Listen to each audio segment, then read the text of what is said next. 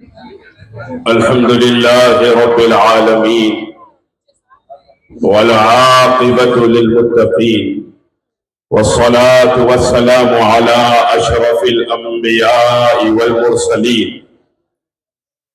وعلى آله الطيبين الطاهرين الهادين وأصحابه الأكرمين أجمعين الرافعين لقواعد الدين.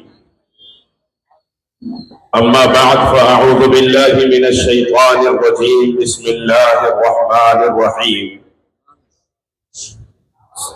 ولقد كتبنا في الزبور من بعد الذكر أن الأرض يرثها عبادي الصالحون. صدق الله مولانا العلي العظيم وصدق رسوله النبي الأمين الكريم ونحن على ذلك لمن الشاهدين والشاكرين. إن الله وملائكته يصلون على النبي يا أيها الذين آمنوا صلوا عليه وسلموا تسليما. اللهم صل وسلم وزد وبارك على سيدنا مولانا محمد وعلى آله وأصحابه أجمعين والحمد لله رب العالمين. عليكم ورحمة الله وبركاته. حضرات، بہت مختصر وقت آپ حضرات کے اور شان دکن کے درمیان حائل رہوں گا انشاءاللہ، کیونکہ مجھے اندازہ ہے کہ آپ لوگوں کے چہروں کی بے چینی اسی وقت ختم ہو سکتی ہے جب شان دکن کرسی خطابت میں جلوہ فرما ہوں گے. بڑی تعداد حضرت کو سننے کے لیے جمع ہے، اور اس سے پہلے آپ لوگوں نے بہت عظیم خطاب ترجمان قادریہ سے سماعت فرمایا ہے، اور ان دونوں عظیم خطبہ کے درمیان ایک طفل مکتب آپ حضرات کے درمیان موجود ہے. چند گزارشات آپ کی خدمت میں پیش کرتا ہوا اپنی بات کو اختتام کی طرف لے جاؤں گا انشاءاللہ. حضرات، رب کریم نے اپنے محبوب احمد مختار صلی اللہ علیہ وآلہ وسلم کو ہر اعتبار سے، ہر زاویے سے بے مثل و بے مثال بنایا. کسی بھی صورت سے محبوب کی کوئی مثال اللہ نے پیدا نہیں فرمائی ہے. محبوب کو ممتاز بھی بنایا ہے اور مختار بھی بنایا ہے، اور کسی بھی صورت سے نہ محبوب کے امتیازات کی کوئی مثال ہے، نہ محبوب کے اختیارات کی کوئی مثال ہے. اللہ تعالیٰ نے محبوب کو ہر صورت سے بے مثل و بے مثال رکھا، اور محبوب کی ایک ایک ادا کو بے مثال رکھا. جلسے کا عنوان عظمت مصطفیٰ و فیضان غوث اعظم ہے. میں آپ کی خدمت میں اس کے پہلے حصے کے متعلق عرض کر رہا ہوں کہ محبوب کی ذات کو بھی بے مثال رکھا، محبوب کی بات کو بھی بے مثال رکھا، محبوب کی ایک ایک ادا کو بے مثال رکھا، محبوب کی سماعت بے مثال، مصطفیٰ کی بصارت بے مثال، مصطفیٰ گفتگو فرمائے تو گفتگو فرمانا بے مثال، وہ نگاہ اٹھائے تو نگاہ اٹھانا بے مثال، وہ مسکرائے تو ان کا مسکرانا بے مثال، وہ چلے تو ان کا چلنا بے مثال، وہ بولے تو ان کا بولنا بے مثال، ان کی نبوت بے مثال، ان کی رسالت بے مثال. ارے مصطفیٰ سے نسبت ہو جائے جس مکے میں مصطفیٰ پیدا ہوئے وہ مکہ بے مثال، جس مدینے میں مصطفیٰ آرام فرما ہے وہ مدینہ بے مثال، اس مدینے کی مٹی بے مثال، جس غار میں مصطفیٰ قیام فرمائے وہ غار بے مثال. ارے مصطفیٰ کا فیضان ملے تو صدیق اکبر کی صداقت بے مثال، فاروق اعظم کی عدالت بے مثال، عثمان غنی کی ثقافت بے مثال، حیدر کرار، علی مرتضی شیر خدا مشکل کشا کی شجاعت بے مثال، حسن مجتبیٰ کی امامت بے مثال، شہید کربلا کی شہادت بے مثال، ابو حنیفہ کی فقاہت بے مثال، غوث اعظم کی ولایت بے مثال، غریب نواز کی بادشاہت بے مثال. اللہ بتا رہا ہے صرف میرا مصطفیٰ بے مثال نہیں، جس کا تعلق مصطفیٰ کے قدموں سے جڑ جائے کائنات میں اس کی بھی بے مثال نظر نہیں آتی.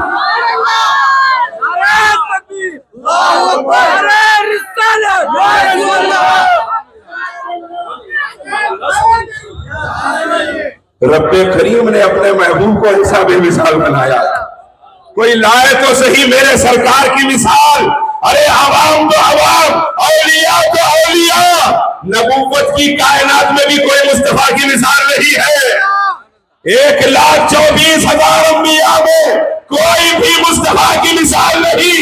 جس کو دیا گیا ہے مصطفیٰ کا حصہ دیا گیا ہے، مصطفیٰ کی ذات سے دیا گیا ہے۔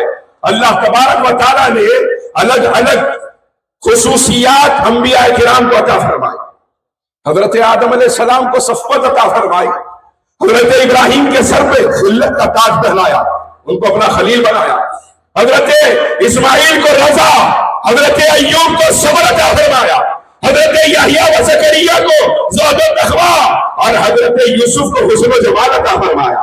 رب کریم نے حضرت موسیٰ کو ید بیضا عطا فرمایا، حضرت عیسیٰ کو کن بِإِذْنِ اللہ کہہ کے مردوں کو زندہ کرنے کا معجزہ عطا فرمایا۔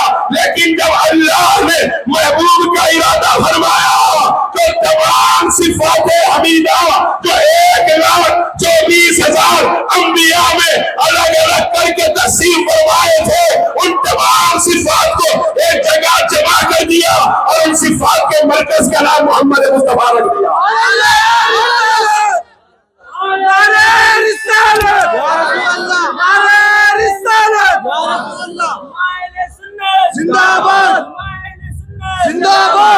رب کریم نے اپنے محبوب کو ایسا بے مثال بنایا ہے کہ آپ نے سنا ہوگا، علامہ اقبال فرماتے ہیں، حسن یوسف دم عیسیٰ ید بیضا داری، آج خوبہ ہما دارن تو تنہا داری۔ وہ تمام صفات جو الگ الگ کیے تھے، وہ تمام صفات مصطفیٰ اللہ نے آپ کی ذات میں جمع فرما دی اور ایسی شان عطا فرمائی کہ ایک مرتبہ صحابہ کرام حضور کے مسجد میں، مسجد نبوی میں منبر کے قریب بیٹھے ہیں اور سرکار کے صحابہ انبیاء سابقین کا ذکر کر رہے ہیں۔ کسی نے کہا اللہ نے حضرت آدم کو کیسی شان عطا فرمائی، کسی نے کہا حضرت ابراہیم کو کیسی شان عطا فرمائی، کسی نے کہا حضرت موسیٰ کو کیسی شان عطا فرمائی، کسی نے کہا حضرت عیسیٰ کو کیسی شان عطا فرمائی۔ یہ گفتگو ہو رہی تھی کہ آفتاب رسالت آمنہ کے لال محمد مصطفیٰ صلی اللہ علیہ وسلم ان کے درمیان تشریف لے آئے اور یہ نہیں فرمایا میرے صحابہ تم کیا بات کر رہے تھے۔ مصطفیٰ منبر پہ جلوہ بار ہوئے اور خود ہی مقصد بیان فرما رہے ہیں۔ پتہ کیا چلا؟ سرکار نے آ کے پوچھا نہیں ہے کہ صحابہ تم کیا عنوان پہ بات کر رہے تھے، سرکار نے آ کے خود اس عنوان پہ گفتگو کر کے بتایا کہ سرے آئینہ سنتے ہیں، پسے دیوار سنتے ہیں، پکارے چاہے جتنی بار وہ ہر بار سنتے ہیں۔ اب آپ غور فرمائیے، میرے سرکار تشریف لائے، احمد مختار تشریف لائے اور منبر اقدس پہ جلوہ بار ہوئے ہیں۔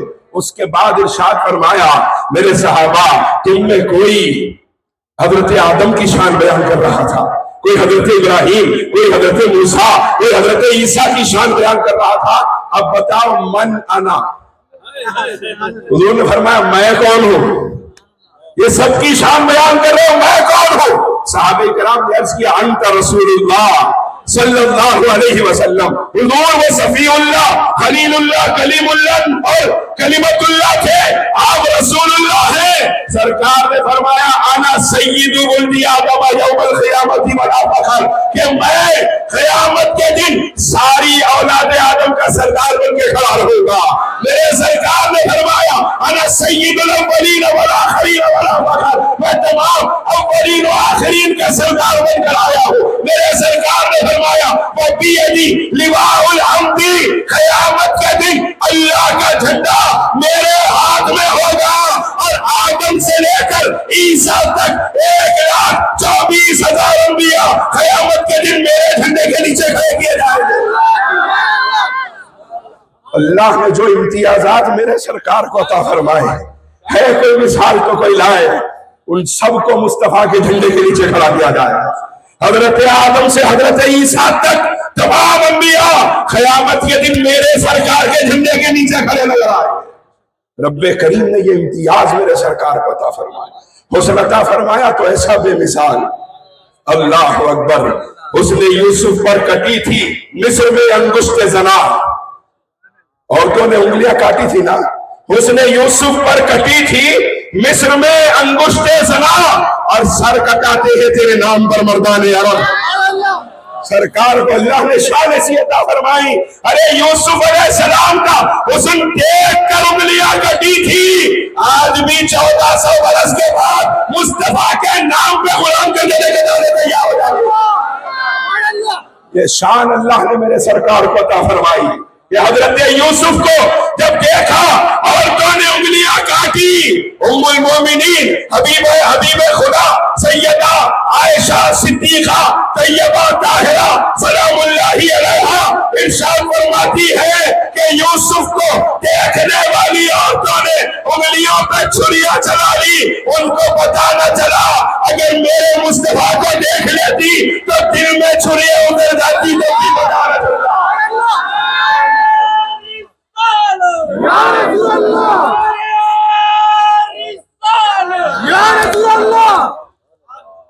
آپ غور کیجئے کس صورت سے آپ دیکھیں گے میرے سرکار ممتاز ہے. سرکار تو پھر سرکار ہے. حضرت کامل شتاری فرماتے ہیں انبیاء نے تک لیا ہے کام ان کے نام سے. انبیاء نے تک لیا ہے کام ان کے نام سے. کس کے سر احسان نہیں کامل میرے سرکار کا. کون ہے جس کے سر پہ میرے سرکار کا احسان نہیں ہے. اب ایک سوال یہاں پیدا ہوتا ہے. سوال کرنے والے سوال کرتے ہیں کہ جب حسن یوسف سے حسن مصطفیٰ اتنا زیادہ بڑا ہوا تھا تو پھر کس طرح یوسف کو دیکھ کر علیہ السلام لوگوں نے انگلیاں کاٹی ہے. مصطفیٰ کو دیکھ کے کبھی کسی نے نہیں کاٹی. تو لیکن بات یہ ہے کہ جب استاد سوال کر کے میدان میں آئے ہیں اللہ نے ایسے عاشقوں کی جماعت کو پیدا فرمایا ہے. استاد سوال کرتے کرتے تھک جائے گا. مصطفیٰ کا غلام جواب دیتے دیتے نہیں تھکے گا انشاءاللہ. آپ دیکھیے کہ سوال کرنے والے نے سوال کیا. سوال کیا ہے کہ اگر حضرت یوسف کے حسن سے حسن مصطفیٰ زیادہ ہوتا تو رب تبارک و تعالیٰ نے ایسا واقعات بتایا ہے دنیا کو کہ عورتوں نے انگلیاں کاٹی ہیں. ایسا کبھی حضور کو دیکھ کر بھی ہوا ہے؟ کبھی عورتوں نے سرکار کو دیکھ کے بھی انگلیاں کاٹی ہیں؟ جب ایسا نہیں ہوا ہے تو پھر یہ کیسے کہا جاتا ہے کہ حسن مصطفیٰ حسن یوسف سے زیادہ ہے؟ اب اس کا جواب حضور خواجہ دکن سلطان دکن تاجدار دکن سرکار بندہ نواز کے سودراز شہباز بلند پرواز قدس اللہ تعالیٰ سے رب العزیز ارشاد فرماتے ہیں کہ حضرت یوسف علیہ السلام کو دیکھ کر جو عورتوں نے انگلیاں کاٹی ہے وہ صرف ایک مرتبہ کا واقعہ ہے. بار بار نہیں ہوا یہ واقعہ. ایک مرتبہ ایسا ہوا کہ آپ کے حسن کو دیکھ کر عورتوں نے انگلیاں کاٹی. اور وجہ کیا تھی کہ جب اللہ نے چاہا کہ حسن یوسف کو 4 چاند لگا دیے جائیں تو رب کریم نے یوسف کے چہرے پر حسن مصطفیٰ کے پردوں کو ظاہر فرما دیا. اسے دیکھ کر عورتیں بھی حیران ہیں اور بی بی زلیخا بھی حیران ہے کہ جب ذرے کا یہ عالم ہے تو آفتاب کا عالم کیا ہوگا. میرے سرکار ہر اعتبار سے بے مثال. اور ہمارے پاس تو جو کچھ ہے مدینے کے تاجدار ہے. ارے اپنا تو جینا مرنا مصطفیٰ کے نام پر ہے. ارے اپنا تو سب کچھ مدینے کے آقا ہے. ارے ہم تو وہ عاشق ہیں کہ اوروں کو جو ملا ہے مقدر سے ملا ہے. مجھ کو تو مقدر بھی تیرے در سے ملا ہے. ہم نے جو پایا ہے مدینے کی چوکھٹ سے پایا ہے. یاد رکھو ڈائریکٹ جانے کی بات کرنے والوں چھوٹا بلب کا کنیکشن بڑے تار پہ دے دیے تو بلاسٹ ہو جاتا. صحیح ہے غلط ہے؟ چھوٹے بلب کا کنیکشن بڑے تار پہ نہیں دینا. جتنی اپنی اوقات ہے وہاں تک ہی جانا. زیادہ آگے جانے کی کوشش نہیں کرنا. ڈائریکٹ جانے کی بات کرنے والوں سمجھ لو کان کھول کر سن لو کہ کعبے کے دروازے کو جو راستہ جاتا ہے وہ مصطفیٰ کی گلی سے ہو کے جاتا ہے. اور جو مصطفیٰ کی گلی نہ جا سکا وہ ہرگز کعبے والے تک نہیں پہنچ سکتا.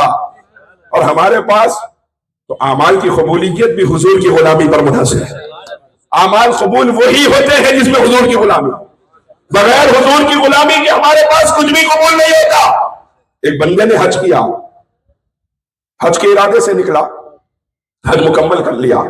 بات دیکھیے آج کل ایسے بھی ہیں حج کر لیے 5 دن 6 دن میں پھر واپس آ گئے. آ جائے واپس, لیکن مدینے پاک گئے بغیر واپس آ رہے ہیں.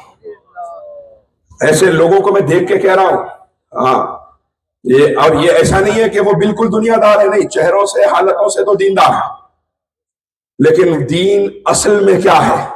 وہ سمجھ رہے ہیں حج کرنا دین ہے، وہ سمجھ رہے ہیں نماز پڑھنا دین ہے۔ ہم کہہ رہے ہیں یہ سب دین کے حصے ہیں، دین کے درخت کی جڑ عشق مصطفیٰ ہے، یہ سب شاخیں ہیں درخت کی، شاخ برباد ہو جائے درخت خراب ہوتا ہے، برباد نہیں ہوتا، جب جڑ خراب ہوتے ہیں پوری درخت برباد ہو جاتا ہے۔ اور ہمارے ایمان کی جو جڑ ہے وہ عشق مصطفیٰ ہے۔ اب لوگ جا رہے ہیں کعبہ واپس آ جا رہے ہیں۔ اب آپ سنیے سرکار بندہ نواز کیا فرماتے ہیں۔ سرکار بندہ نواز ارشاد فرماتے ہیں کہ رب کریم نے اپنے محبوب کو مکے میں پیدا فرمایا اور محبوب مدینے میں آرام فرما رہے ہیں، یہ تو سب جانتے ہیں، لیکن بندہ نواز سرکار فرماتے ہیں اس کے پیچھے راز کیا ہے؟ راز کیا ہے؟ رازوں سے پردے تو وہی اٹھائیں گے جن کے سامنے سے پردے اٹھے ہوئے ہیں، ہے کہ نہیں ہے؟ جانتے ہیں آپ بندہ نواز کون ہے؟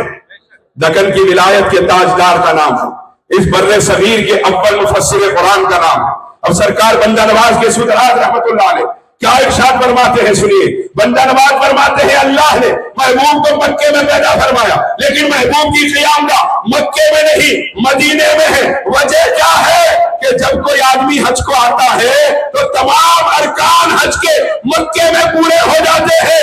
اللہ یہ نہیں چاہتا تھا کہ کوئی حج کو آنے والا آئے اور حج کے بہانے میں مصطفیٰ کی زیارت کر لے، بلکہ اللہ چاہتا تھا کہ حج کو آنے والا حج پہ آئے، حج مکمل کرے، پھر سفر کر کے مدینہ جائے اور مصطفیٰ کے آستانے کی زیارت کرے، کیونکہ وجہ کیا ہے کہ حج کے ارکان مکے میں پورے ہوتے ہیں اور قبولیت کا اعلان مصطفیٰ کی چوکھٹ پہ ہوتا ہے۔ ہمارا تو ہر عمل حضور سے ہے، جس میں عشق مصطفیٰ نہیں ہے وہ عمل قبولی نہیں ہے ہمارے پاس، اور کرم ہے ہمارے اوپر کہ رب کریم نے ہمیں غلامان غوث اعظم میں پیدا فرمایا ہے۔ یہ کرم ہے ہمارے اوپر کہ اللہ نے ہمیں غلامان غریب نواز میں پیدا فرمایا ہے۔ اب آپ غور کیجئے، میرے سرکار کی بہت سی خصوصیات ہیں، ان خصوصیات میں ایک خصوصیت ہے سرکار کا امی ہونا۔ سرکار کا امی ہونا، کسی سے دنیا میں پڑھنا لکھنا نہ سیکھنا، سرکار کا امی ہونا۔ آپ دیکھیے دنیا کہتی ہے، آج کل بہت سے لوگ ترجمے کرتے ہیں اور ان سے کہا جائے امی کا ترجمہ کیا ہے تو کہتے ہیں امی کا ترجمہ ان پڑھ ہے، نعوذ باللہ من ذالک۔ اب ایک یوٹیوب کا اور فیس بک کا مشاہدہ ہے پڑوسی ملک کا، پتہ نہیں کون سی تاریخ تھی جس میں یہ منحوس پیدا ہوا، ہو سکتا ہے آپ لوگوں نے سمجھ لیا۔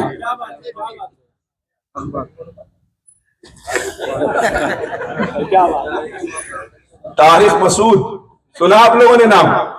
ہاں، بہت دیکھ رہے نوجوان، کئی کو تو ہر جگہ دوسری شادی، تیسری شادی، چوتھی شادی۔ ہمارے نوجوان خوش ہو جا رہے ہیں، شادی کے بارے میں بول رہے ہیں، کیا سننا ضروری ہے، شادی کے بارے میں بول رہے ہیں، دوسرے کچھ بھی بول رہے ہوں گے پر شادی سنیں گے۔ ہمارے لوگوں کو عادت ہو گئی، کوئی بھی کامیڈی کچھ بھی شادی کی اس کی بات کرا تو نوجوانوں فوری اس کو جا کے پہلے سن لیتے۔ اب آپ دیکھیے کہ اس نے اتنی بڑی گستاخی کی کہ عین لنصفعا بالناصیہ، میں اختصار کے ساتھ بات کر رہا ہوں، شان دکن کو سننا ہے۔ عین کے اوپر جو دو زبر ہے نا، یہ کیا ہے؟ یہ قرآن پاک میں وہ کہتا ہے نعوذ باللہ گرامر کی غلطی ہے۔ پھر دوسری بات یہ ہے کہ صحابی نے تو لکھ دیا تھا، لیکن چونکہ نعوذ باللہ سرکار پڑھے لکھے نہیں تھے، اس کے الفاظ ہیں پڑھنا لکھنا نہیں جانتے اس کے نعوذ باللہ، اسی لیے وہ غلطی آج تک ویسی ہی رہ گئی، بدلا نہیں گیا۔ ہم کہیں گے تو چاہے رشتے لگاتا پھر، تجھے جو بولنا ہے تو تیرے مخصوص عنوانات پہ جو بولنا ہے بول، جس حد تک تجھے جانا ہو تیرے عنوان پہ جا، لیکن جب میرے سرکار کا معاملہ ہے تو اپنی زبان سنبھال کے، جب سرکار کا معاملہ ہے تو اپنی اوقات سنبھال کے، اپنی حیثیت دیکھ کے بات کر۔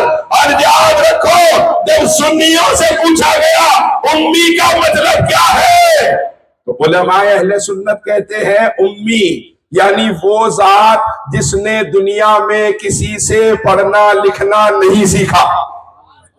امی یعنی وہ ذات جس نے دنیا میں کسی سے پڑھنا لکھنا نہیں سیکھا، اور یہ میرے سرکار کی خصوصیت ہے۔ اور مصطفیٰ نے دنیا میں کسی سے پڑھنا لکھنا اس لیے نہیں سیکھا کیونکہ اللہ بتانا چاہتا تھا محبوب روئے زمین پر کسی کی اوقات ہی نہیں جو آپ کا استاد کہلا سکے، روئے زمین پر کسی کی حیثیت ہی نہیں جو مصطفیٰ کا استاد کہلائے۔ مصطفیٰ آپ پڑھیں گے لیکن آپ کو بندہ نہیں پڑھائے گا۔ الرحمن علم القرآن خلق الانسان علمہ البیان۔ مصطفیٰ آپ پڑھیں گے لیکن بندہ نہیں پڑھائے گا، خود اللہ آپ کو پڑھا رہا ہو۔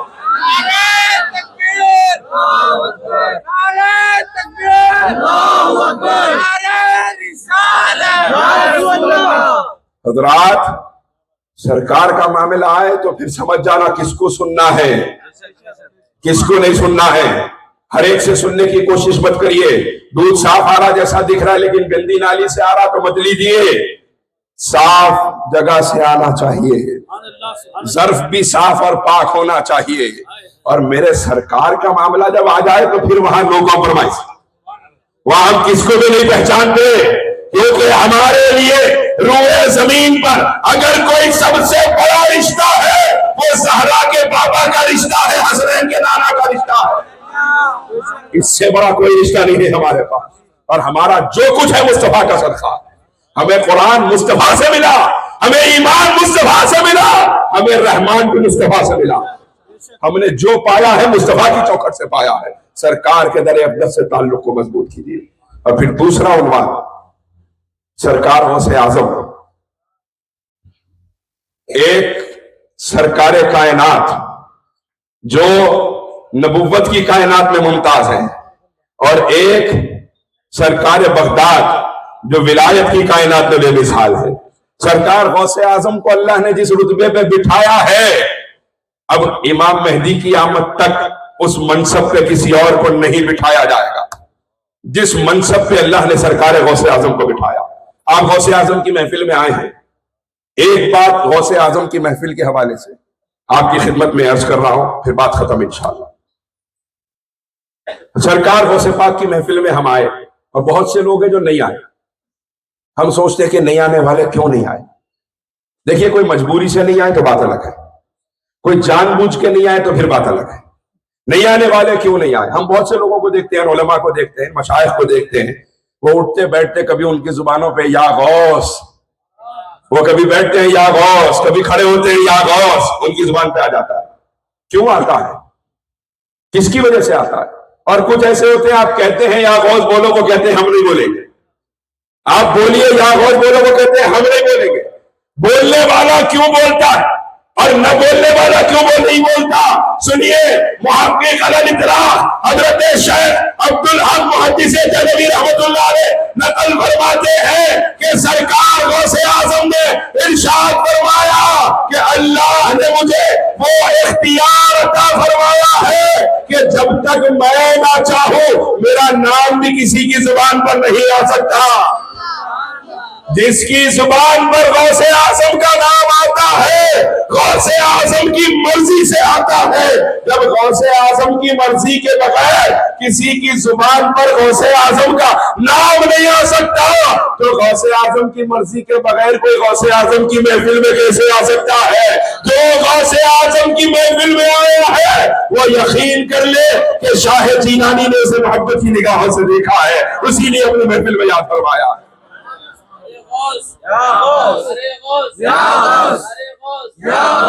حضرت شاہ ولی اللہ محدث دہلوی رحمۃ اللہ علیہ، یہ بہت بڑا نام ہے، جن کو تمام مکاتب فکر مانتے ہیں اور جن کے نام کے بغیر سند حدیث مکمل نہیں ہوتی۔ یہاں علماء بیٹھے ہیں، آپ پوچھ سکتے ہیں۔ شاہ ولی اللہ محدث دہلوی، ان کی کتاب ہے کلمات طیبات، اس کے اندر انہوں نے ایک خواب نقل فرمایا ہے ایک بزرگ کا، اور اس بزرگ کا نام ہے حضرت خواجہ مرزا مظہر جانے جانا نقشبندی رحمۃ اللہ۔ مرزا مظہر جانے جانا نقشبندی، یہ ہمارے شہر میں جو بزرگان دین ہیں نقشبندیہ سلسلے کے، محدث دکن حضرت عبداللہ شاہ صاحب قبلہ نقشبندی رحمۃ اللہ علیہ، اور حضرت مسکین شاہ صاحب قبلہ، بخاری شاہ صاحب قبلہ، سعد اللہ شاہ صاحب قبلہ، ان کے پیروں کے پیر ہیں مرزا مظہر جانے جانا۔ وہ فرماتے ہیں، اور اس خواب کو نقل فرمایا ہے شاہ ولی اللہ محدث دہلوی نے، اور کتاب کا نام ہے کلمات طیبات۔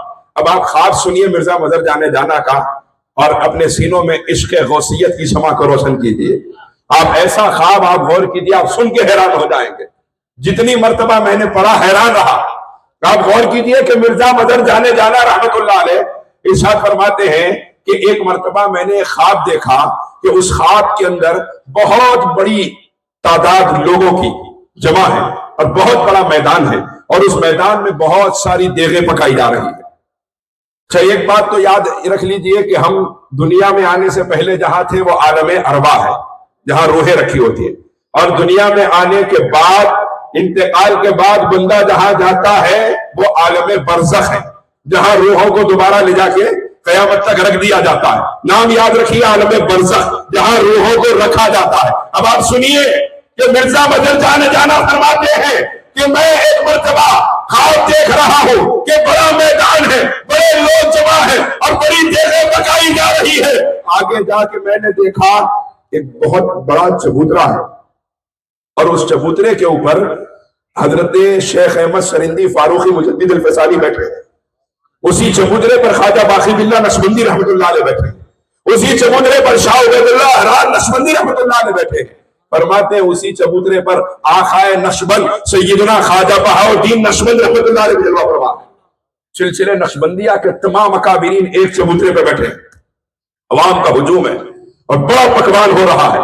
فرماتے ہیں میں بھی جا کے اس چبوترے کے کونے پر بیٹھ گیا. اچانک میں نے دیکھا کہ اس چبوترے کے سامنے ایک ہرا دروازہ نمودار ہوا.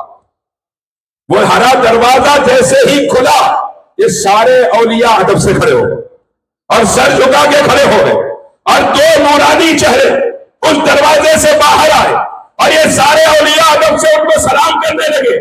میں نے حیران ہو کر میرے جو ساتھ میں کھڑے تھے اس بزرگ سے پوچھا کیا ماجرا ہے, یہ کیسا پکوان ہے, یہ لوگ کیوں جمع ہوئے ہیں, یہ سب کیفیت کیا ہے, یہ اولیاء کس لیے جمع ہوئے؟ اس بزرگ نے جواب دیا, اے مرزا مظہر جانے جانا, کیا آپ کو پتا نہیں کہ آج عالم برزخ میں سرکار غوث اعظم کی محفل سجائی جا رہی ہے؟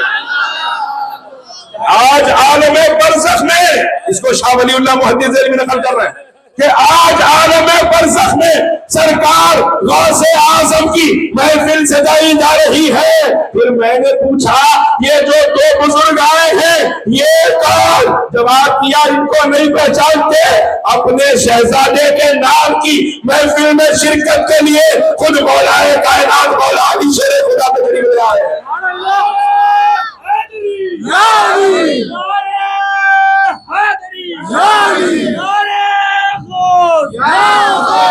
اور جو دوسری ہستی ساتھ میں ہے جس نے علی کا ہاتھ تھاما ہے وہ کوئی اور نہیں, وہ سید التابعین خواجہ اویس قرنی ہے جو غوث اعظم کی محفل میں شرکت کے لیے تشریف لا رہے ہیں.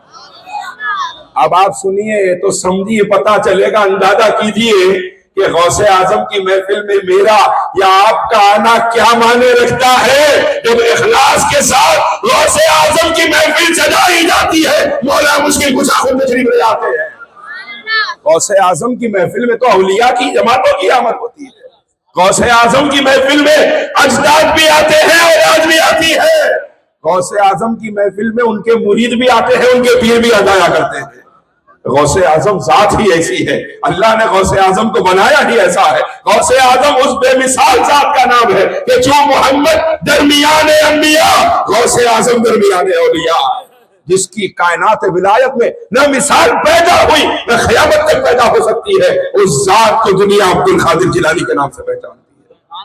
سرکار غوث اعظم کی محفل ہے. لیکن میں آپ سے عرض کروں کہ غوث پاک نے پوری حیات طیبہ میں جو درس ہمیں دیے ہیں وہ اتباع شریعت ہے, وہ شریعت محمدی کی اتباع ہے, وہ سنت مصطفیٰ کی پیروی ہے. پوری زندگی آخری خطبہ سرکار غوث اعظم کے آپ اٹھا کے پڑھیے. سرکار بڑے پیر نے اس میں ارشاد فرمایا, لوگوں میں دیکھ رہا ہوں کہ اگر تم نے توبہ نہ کی تو حالات آئیں گے اور تمہارے اوپر ظالم بادشاہوں کو مسلط کیا جائے گا. 50 سال کے اندر دنیا نے دیکھا کہ جو تاتاری ٹوٹ پڑے ہیں شہر بغداد کے اوپر, تو جو حال ہوا ہے لاکھوں مسلمانوں کا قتل عام, اور کوئی مدد آسمان سے اترنے کو تیار نہیں تھی. وجہ کیا ہے؟ غوث پاک نے پہلے ہی فرما دیا تھا اگر مدد و نصرت الہی اپنے ساتھ رکھنا چاہتے ہو توبہ کر لو, مصطفیٰ کی شریعت کو مضبوطی سے تھامو. ہمارا مزاج کیا ہے؟ ارے قانون بدل رہا, 3 طلاق کے مسئلے پہ پرابلم ہو رہا, اس پہ قانون بدل رہا, اچھا فوری باہر نکل جاتے ہیں ہم. جان سے بڑھ کر ہماری شریعت نکلے گا نہیں نکلے؟ سبھی نکلے نا. جان سے بڑھ کے ہماری شریعت. میں پوچھوں آپ سے, جو جان سے بڑھ کے ہماری شریعت ہے وہ شریعت ہماری زندگی میں کب آئے؟ جس شریعت کے لیے خاندان مصطفیٰ کربلا کے میدان میں قربان ہو گیا وہ میری زندگی میں کب آئے؟ وہ ہماری زندگی میں کیوں نہیں ہے؟ وہ صرف زبانوں کی حد تک کیوں محدود ہے؟ آج آپ دیکھیے حالات بہت بھیانک ہو رہے ہیں. ارے ماحول تو اتنا خطرناک ہو گیا, پہلے لوگ قرضہ پوچھتے تھے, اب لوگ قرضہ نہیں پوچھ رہے. اب لوگ یہ نہیں بول رہے کہ میرے کو قرضہ چاہیے, پیسے کی ضرورت ہے. لوگ بول رہے نہیں قرضہ نہیں ہونا, میری عزت انانیت باقی رہنا, میری مدد بھی ہو جانا. کیا کرنا؟ قرضہ نہیں, ایک نیا کاروبار لے کے جاؤ. پیسے والے کو, رشتہ دار کو, دوست کو پکڑو, اس کو پکڑ کے بولو قرضہ میرے کو نہیں ہونا, کاروبار میں پیسہ انویسٹ کر دو. 1 مہینہ پروفٹ دینا, 2 مہینے دینا, تیسرے مہینے سے غائب. چل رہا نہیں چل رہا؟ یہ ہر محلے میں چل رہا, یاد رکھیے. بڑی بڑی کمپنیوں کے نام پہ لوٹ مار ہو رہی ہے آج, اور اپنے آپ کو عاشق رسول کہنے والا حضور کی امت کو لوٹتا پھر رہا ہے. 1 گھٹا بول کے معلوم ہوا تو 10 کے لے کے بھاگا ہوا بول کے معلوم ہو رہا. گھر پہ گئے تو معلوم ہو رہا 1 کا نہیں ہے مسئلہ, آپ کتنے دیے؟ 5 لاکھ دیے. 1 کروڑ کا مسئلہ ہے کہ اب کہاں ملتا؟ ہو رہا نہیں ہو رہا ایسا؟ یہ حالات ہے آج مسلمانوں کے. ارے وہ قوم جس کو دیکھ کر دنیا کو معاشرت کا سلیقہ نصیب ہوا تھا, اس قوم کا یہ حال ہے. ایک صحابی کی دکان پر ایک شخص آیا اور آ کے کچھ سامان پوچھا. اس صحابی نے ارشاد فرمایا میرے بھائی, ایک یہودی تھا آنے والا, اس سے فرمایا میرے بھائی سامان جو کچھ تھا میں نے آج دن بھر میں بہت کچھ بیچا ہے, تم جو چاہتے ہو وہ ہے میرے پاس, لیکن جو سامنے کی دکان ہے نا اس کے پاس سے میں نے دیکھا صبح سے کچھ بھی بکری نہیں ہوئی ہے, لہذا تم اس کے پاس سے خریدو. وہ یہودی نکلا, یہ کہتا ہوا کہ شاید اس کا بھائی ہوگا, رشتہ دار ہوگا. جب گیا تو جا کے دیکھا کہ جس کی دکان پہ اس صحابی نے بھیجا تھا وہ یہودی کی دکان تھی. وہ یہودی تھا. جا کے دیکھا, پوچھا تم بھی یہودی ہو؟ کہنے لگا یہودی ہوں. حیران ہوا. کچھ دیر کے بعد پلٹ کے صحابی کی دکان پر آیا. اس صحابی رسول نے فرمایا کیا بات ہے, کیا آپ کو وہ سامان وہاں نہیں ملا جس کی آپ کو ضرورت تھی؟ اس یہودی نے جواب دیا میرے بھائی بات یہ ہے سامان وہاں سے لے چکا ہوں, ایمان یہاں سے لینے کے لیے آیا ہوں.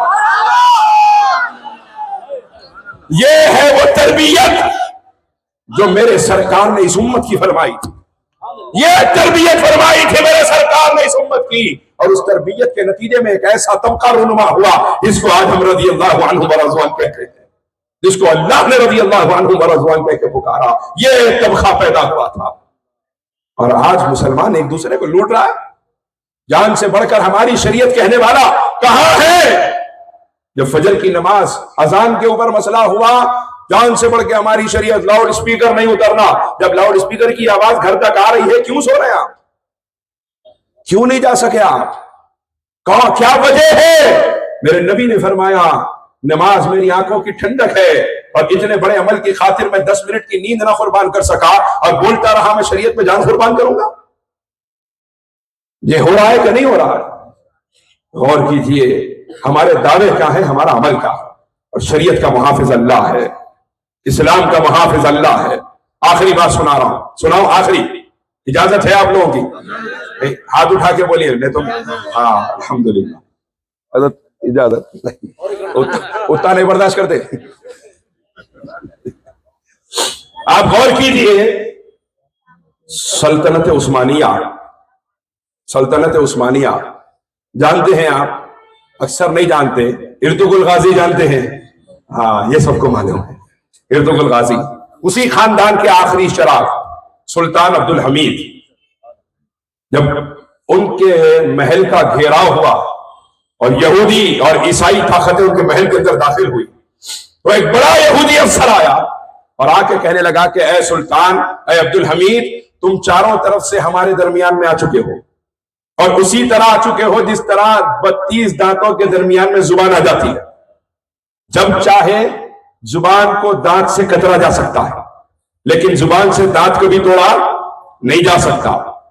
تم مسلمان، تم امت محمدیہ صلی اللہ علیہ وسلم ہمارے درمیان اسی طرح آ چکے ہو جس طرح 32 دانتوں کے درمیان میں زبان آ جاتی ہے۔ تو سلطان عبد الحمید نے مسکرا کے جواب دیا تو پھر سن لے، قدرت کا قانون یہ ہے کہ جب عمر بڑھتی جاتی ہے یکے بعد دیگرے پورے 32 دانت گر جاتے ہیں اور زبان اپنی جگہ باقی رہ جاتی ہے۔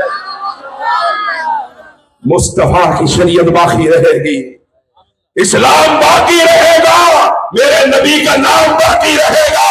اور یہ تعلیمات غوث اعظم نے اپنے مریدوں میں اس طرح بھر کے دکھائی تھی کہ نور الدین زنگی ہو یا صلاح الدین ایوبی جنہوں نے بیت المقدس فتح فرمایا، دونوں بھی غوث اعظم کے مرید ہیں، دونوں بھی غوث اعظم کے مرید ہیں۔ اور دندناتے ان شیروں نے میدان میں نکل کے دنیا کو بتایا کیا تبے جس پہ حمایت کا ہو پنجا تیرا، شیر کو خطرے میں لاتا نہیں کتا تیرا۔ وآخر دعوانا الحمدللہ۔